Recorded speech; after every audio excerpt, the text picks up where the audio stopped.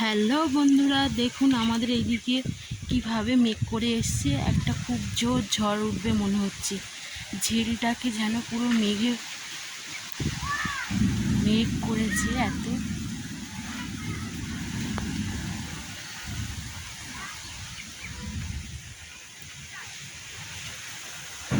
দেখুন ঝিলটাকে কত সুন্দর লাগছে মেঘ করার জন্য।